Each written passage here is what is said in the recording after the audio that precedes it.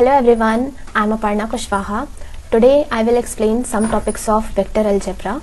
So let's start. To understand vectors, first we need to understand what is a scalar. To understand the scalar quantity, let's take example of mass. Here it is written that mass of a gold bar is 1 kg. Mass is a physical quantity and 1 kg is its magnitude. Here we don't need the direction to explain the mass of a gold bar. Let's take another example, that is temperature. Here its magnitude is 36.8 degrees Celsius. Likewise, previous example, here also we don't need any direction to explain the temperature. So we have concluded that a scalar is a physical quantity that has magnitude only. There is no need of direction. Here are some more examples like length, time, volume and density. Now let's understand what is vector. To understand vectors, let's take example of position. Here it is written that position of California from North Carolina is 3600 km in west. Here to understand position, we need both magnitude as well as direction. If there was only magnitude, then a person can go in north direction, in east direction or in south direction or in any direction. Then it would be impossible to reach California. So to understand position, we need to specify the direction. So vector is a physical quantity that has both magnitude and a direction, as we have seen in above example. Here are some more examples, that is displacement, velocity, acceleration, momentum and force. There are some more examples, that is current and angle. Here current have magnitude and a direction, but it is not a vector. Here angle also have magnitude of 30 degree and it also have direction of clockwise, but it is also not a vector because they both don't follow vector law of addition. In the current, there is 5 ampere current and here it is 3 ampere current. They both simply add up to make 8 ampere without following the vector law of addition. Now let's understand some basic concepts of vector. So first we will understand how to represent a vector. We represent a vector with a line and an arrow on it. But why we represent it like this? Let's understand this. Here we have line which have upward direction and this line have downward direction. Now if we will cut this line from these 2 points, then this line will get a magnitude also. Now this line have a direction, that is upward direction as well as a magnitude. Then this line segment will be known as directed line. And that's how we represent vector quantity. If we represent a vector like this, then from where the vector starts, that point is called initial point, and where vector ends, that point is called terminal point. And the distance between initial point and the terminal point is known as the magnitude of the vector. Vector is denoted by AB and the arrow sign over it. Here A is initial point and B is terminal point. Or we simply write A and make arrow over it, and we read it as vector AB or just vector A. We denote magnitude of a vector by applying mod on it, or we just write A without making this arrow sign on it like this, because arrow indicates the direction of vector. Now let's understand what is position vector. If there is a vector whose initial point is at origin and the terminal point is in the space, then that vector is position vector.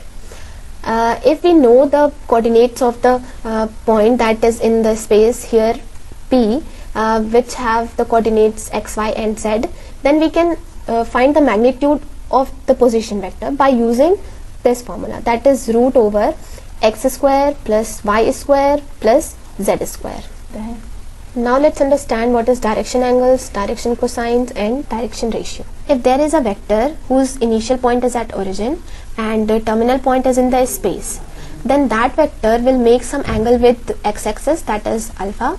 That vector will make some angle with the y-axis, that is beta, and that vector will make some angle with z-axis also, that is gamma. Then these alpha, beta and gamma angles are known as direction angles. Now let's understand what is direction cosines. Direction cosines are the cosines of direction angles, that is alpha, beta and gamma. So cos alpha, cos beta and cos gamma are direction cosines. We can write cos alpha as x upon magnitude of vector A, and cos beta as y upon magnitude of vector A, and cos gamma as z upon magnitude of vector A. Now let's assume that cos alpha is equals to L, cos beta is equals to M, and cos gamma is equals to N. We already know that cos alpha is equals to x upon A, and cos beta is equals to y upon A, and cos gamma is equals to z upon A. So we can say that x is equals to LA, and y equals to MA, and z equals to NA. We already know the coordinates of point P is x, y and z, and from here we get the value of x, y and z in terms of the magnitude of vector A. So the coordinates of point P can be expressed as LA, MA and NA, and these numbers, that is LA, MA and NA, are direction cosines of vector A. Let us now look at the types of vector. The main type of vectors are zero vector, unit vector, co-initial vectors, collinear vectors, equal vectors, negative vector, and free vectors. Let us first consider zero vector or null vector. It is a vector whose initial and terminal points coincide, and it is denoted by 0 and a sign of vector at the top of 0. We can't assign it a definite direction as it has 0 magnitude, and it is also called the additive identity of vectors. This is representation of zero vector. Now going to unit vector. A vector whose magnitude is 1 unit is called unit vector, and the unit vector in the direction of a given vector A is denoted by A cap. We generally use unit vector to denote the direction of a vector. Unit vector is also called multiplicative identity of vectors. We can obtain unit vector by dividing the vector with its magnitude. This is representation of unit vector. Now going to co-initial vectors. As the name suggests, they have same, or we can say common initial points. So two or more vectors having the same initial points are called co-initial vectors.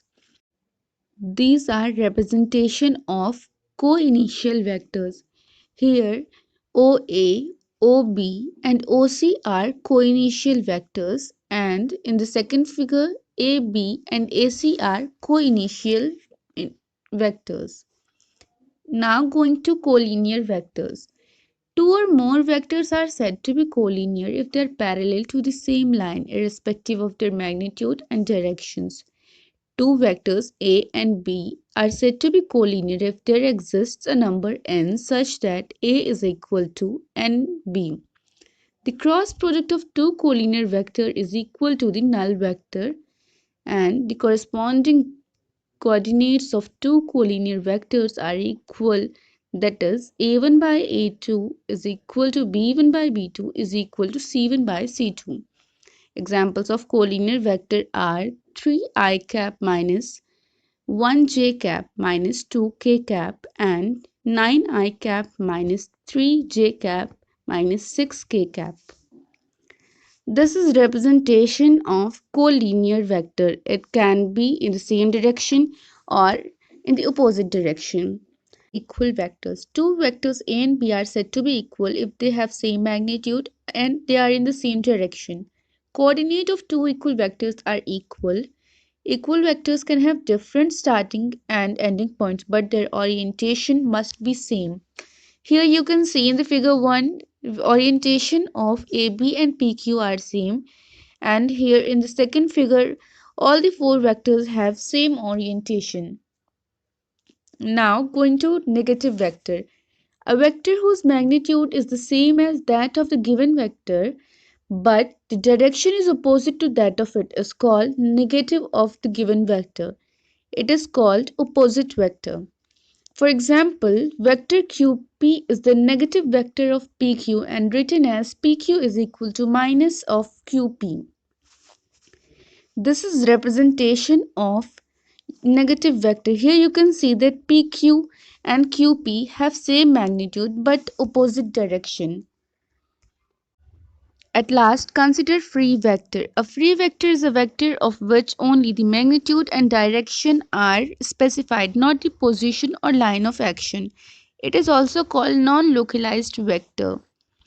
Displacing a free vector parallel to itself leaves it unchanged, and Last point, free vector is neither a point nor a line and something that can move freely around the space. Consider these two vectors A and B. For finding the sum of these two vectors, we have two laws of vector addition. One was triangle law of vector addition and another was parallelogram law of vector addition. But which one should we apply here? Also, what if we find the difference between these two vectors and how can we find this? Let's understand this thing here. To find the sum of these two vectors, it doesn't matter which laws to be applied. We will always get the same resultant vector. Let us see how. So, let's first consider the parallelogram of vector addition. To find this vector sum, to apply this law, we move the vector b parallel to its position with such that its initial point coincide with the initial point of the vector a and then draw two lines parallel to the vector a and vector b to form a parallelogram OACB like this. How this diagonal OC in the direction represent the sum of vector a and b. We can also write this vector sum as this. Vector OA plus vector OB is equal to vector OC. Now, let's see if we get the same vector OC by applying the triangle law of vector addition. We know that to apply this law, we have to place the vector B such that its initial point coincide its terminal point of vector A. Now, observe this parallelogram and notice that this side AC will be parallel to the vector B, and since the length of this side OB and AC will be equal to vector AC, will also represent the vector B. Now consider this triangle OAC. These two sides represent vector A and vector B. So, accordingly to the triangle law of vector addition, this side OC in this direction represent the sum of vector A and B. We can write it as this. Thus, we see that the part of line either of laws, we get the same resultant vectors as the sum of the vectors A and B. These two laws are equivalent to each other. That is, to find the sum of two vectors, we can use any of these two laws. Now, what about subtraction of two vectors? And what does it mean to find the difference between two vectors? Let's find out. Can you tell me what is the difference between 5 minus 2? Right, it's equal to 3. And what is the difference between 5 plus negative of 2? Right again, it's equal to 3. So, we say that difference between two numbers can be written as the sum of two numbers like this.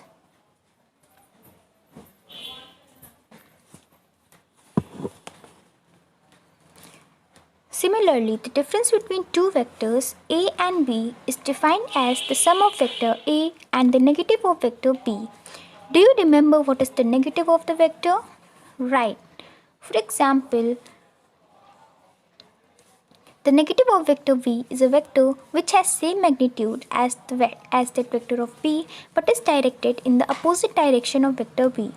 We denote it like this. So now, for subtraction of vector, we can apply the triangle law of vector addition. Find the difference by the triangle law of vector addition. To applying this law, we move the negative of the vector b parallel to its position and place its initial position at the terminal point of vector a. Then the sum of these two vectors will be this vector. So the difference between the two vectors a and b is represented by this vector. This is how we find the difference between two vectors.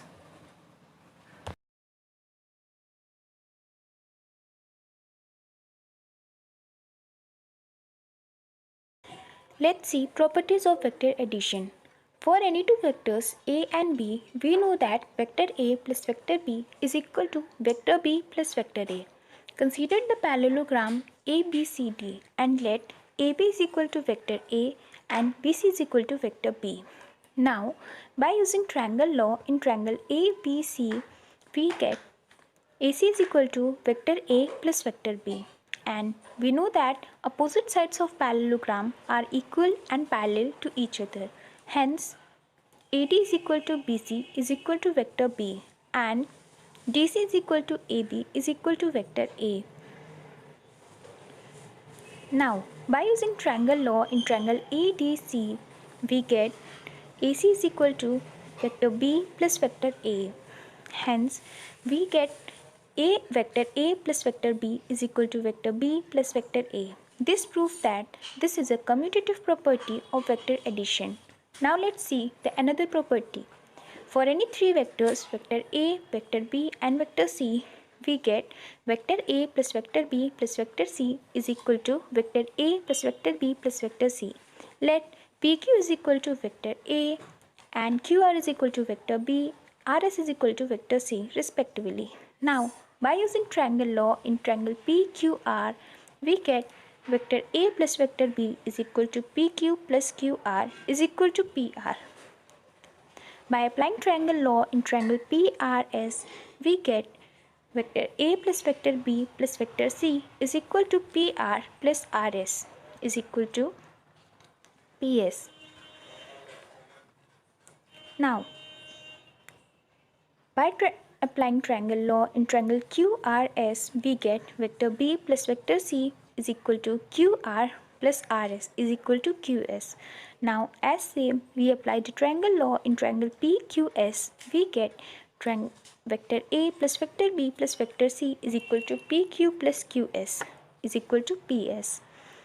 Now, from here, we can conclude that vector A plus vector B plus vector C is equal to vector A plus vector B plus vector C.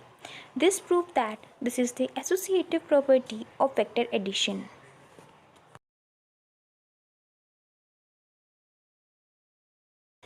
Let's see properties of vector addition.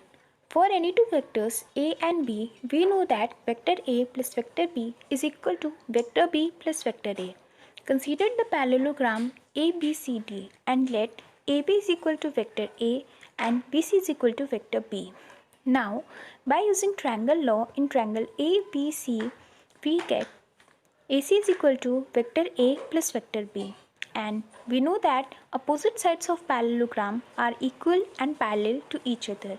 Hence, AD is equal to BC is equal to vector B and DC is equal to AB is equal to vector A. Now, by using triangle law in triangle ADC, we get AC is equal to vector B plus vector A.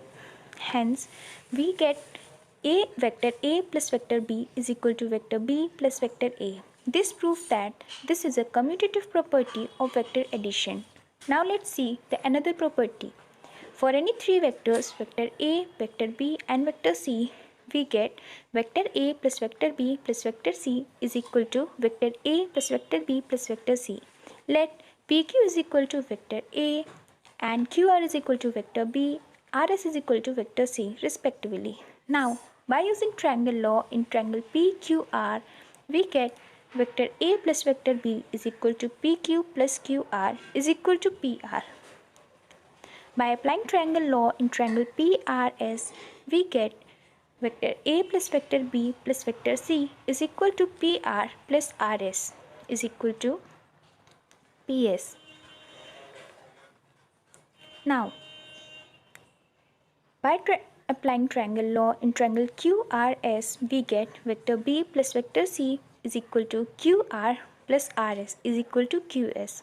Now, as same, we apply the triangle law in triangle PQS, we get vector A plus vector B plus vector C is equal to PQ plus QS is equal to PS. Now, from here, we can conclude that vector A plus vector B plus vector C is equal to vector A plus vector B plus vector C. This proves that this is the associative property of vector addition.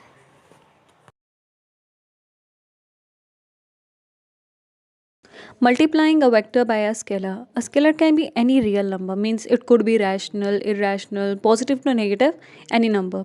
When we multiply a scalar by a vector, simply it just get times of it. So suppose if this is vector r, then this is what 1.5 r is supposed to look like. It's in the same direction of r. This is what 2r vector will look like In this also, it's in the same direction, just twice as long as r. 3r means 3 times long as r. Now if we multiply the vector by the scalar 0, we get 0 vector, means we get 0 as its magnitude and also 0 vector has no direction. Now if the scalar is -1, then minus r will be same as r, means the length will be same but it will be in the opposite direction of r. When we multiply this vector by this number 1 over magnitude of vector c, then the magnitude of the new vector is which turns out to be 1, and since the number is a positive number, the direction of the new vector will be that of the vector c. This vector is called the unit vector in the direction of vector c. It's denoted by c cap. So simply a unit vector is the vector with magnitude 1. Components of a vector. Here I cap, j cap and k cap are special types of vectors. In 3D space they act like number 1 for different directions like this. So suppose we have a vector A in 3D space, then it can be decomposed into the addition of these vectors like this. A vector is equals to xi cap plus yj cap plus zk cap. Just like this, we can say that any vector in a 3D space is just made up of these three vectors. This form of any vector is called component form. Here x, y, z are called the scalar components of r cap, and xi cap, yj cap and zk cap are called the vector components of r vector along the respective axes. In the default position, we can say that the red color axis represent x-axis, green represent y-axis and z is represented by blue color. Also, you may have noticed that 2 points in the 3D space. By joining these points, we get a new vector. So now it's more clear on rotation. By joining origin to point A and point B, we get two new vectors, that is OA vector and OB vector, that can be written as A vector and B vector. Now to find AB vector, first take a specific angle to see it better. OA vector will be a position vector as it indicates position of A. So OA vector will be x1 I cap plus y1 j cap plus z1 k cap. Similarly, OB vector will be x2 I cap plus y2 j cap plus z2 k cap. To find AB vector, we know triangle law of addition, that is A vector plus B vector will give you C vector. On applying this law, we get OA vector plus AB vector equals to OB vector. So AB vector will be OB vector minus OA vector, means AB vector equals to position vector of B minus position vector of A. So we can write it as AB vector equals to x2 I cap plus y2 j cap plus z2 k cap minus OA vector, that is x1 I cap plus y1 j cap plus z1 k cap. On taking like terms and subtracting, we get AB vector equals to x2 minus x1 whole I cap plus y2 minus y1 whole j cap plus z2 minus z1 whole k cap. To find out magnitude of AB vector, the formula is x2 minus x1 whole square plus y2 minus y1 whole square plus z2 minus z1 whole square. Section formula. We are already familiar with this formula. We know that a point can divide a line in two ways. It may be external or it may be internal. It's internal, the coordinates of the point will be for x mx2 plus mx1 by m plus n. In vectors also, when r divides pq internally, the position vector of r will be OR vector equals to m vector b plus n vector a by m plus n. In case 2, when r divides pq externally, the position vector of the point r will be OR vector equals to mb vector minus na vector by m minus n. And if r is the midpoint of pq, then m equals to n, and therefore from case 1, the midpoint of r of pq vector will have its position vector as OR vector equals to vector will be a vector plus b vector by 2. Product of vectors. In this, we will study about the scalar product or dot product of two vectors. The scalar product of non-zero vectors a and b is defined as the product of magnitude of vector a and vector b and cosine of smaller angle between them. Dot is the operational symbol for scalar product. Now let us see some properties of dot product. The dot product of vector a and vector B can be obtained by either multiplying the projection of vector A on vector B by magnitude of vector B, or by multiplying the projection of vector B on vector A by magnitude of vector A. This fact helps us to conclude that dot product of two vectors is commutative. The dot product of two vectors is maximum when theta is equal to 0, as cos theta will have its maximum value 1 when theta is equal to 0. This fact helps us to conclude that dot product of unit vector I cap with itself is equal to 1. Similarly, j cap dot j cap is equal to 1 and k cap dot k cap is also equal to 1. The dot product of two vectors is minimum for theta equal to pi, as cos theta has minimum value, that is -1 for theta equal to pi. This fact helps us to conclude that dot product of two vectors is negative of the product of the magnitude for theta is equal to pi. If A and B are two vectors and lambda is any scalar, then the dot product of lambda times vector A and vector B is equal to lambda into dot product of vector A and B, which is further equal to dot product of vector A and lambda times vector B. So in this, we have learned that the scalar product of non-zero vectors A and B having angle theta between them is given by magnitude of vector A into magnitude of vector B into cos theta, where theta is the measure of smaller angle between vector A and vector B. When dot product of vector A and vector B is given, then the angle theta between the vectors A and B is given by cos inverse of dot product of vector A and vector B divided by the magnitude of vector A into magnitude of vector B. The dot product of two vectors is commutative. The dot product of two vectors is the product of their magnitude when theta is equal to 0. Dot product of unit vector I cap with itself, j cap with itself and k cap with itself is equal to 1. Dot product of two vectors is 0 when theta is equal to pi by 2. Dot products of unit vector, that is I cap dot j cap dot k cap and k cap dot I cap is equal to 0.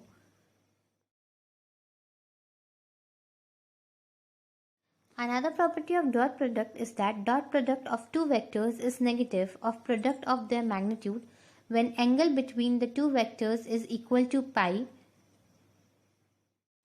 Dot product of vector A with the sum of vectors B and vector C is equal to the dot product of vector A and vector B plus the dot product of vector A and vector C.